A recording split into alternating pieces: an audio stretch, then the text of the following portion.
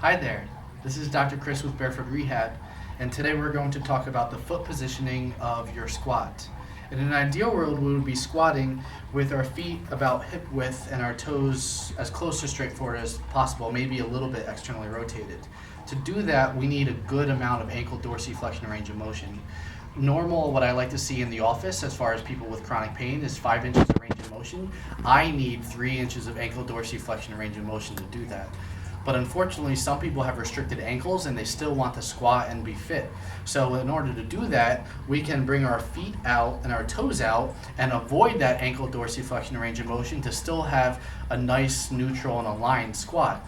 And I'm going to use the wall to show us why this applies. If I bring my toes against the wall and my knee against the wall, you can see that I have 0 inches of dorsiflexion at this range with my heel down. If I bring my other foot here in the nice neutral squat that most people like to see, with my feet hip width and my toes straight forward, if I do a squat now, I get to about a quarter depth before my knee hits the wall.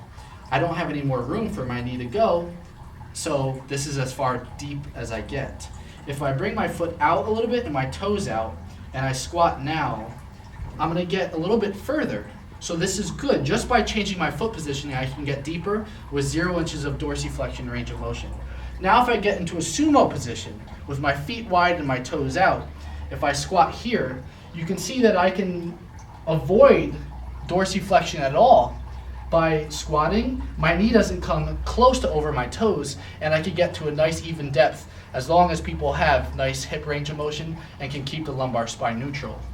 So this is an example how if you have really restricted dorsiflexion range, you can still have a nice looking squat by changing your foot positioning.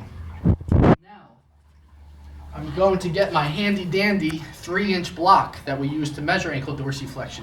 If you don't have blocks, you can just use a ruler. But if you put this against the wall, and I again do that nice neutral squat that people want to see, and I squat down, you can see that I can get my hip below my knee crease with about 2.5 inches of dorsiflexion range of motion here.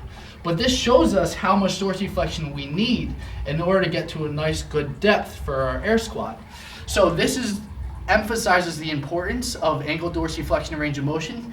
This is 2.5, 3 inches for me. It's going to change for other people depending on the lengths of your legs and your thighs and the rest of your torso as well. But we need to have also slack in the system. So even though I have 3 inches of range, we need to see when we test and measure that I can get to 5 inches in order to be healthy and well. That'll make sure that there's a buffer room when you squat so that you don't overload your calves, your ankles, your feet, and you stay well whenever you run or double under or do anything that's a high load movement on those joints. So this is the importance of your foot positioning when you squat. I'm Dr. Chris with Barefoot Rehab, and I'll see you sometime in the future.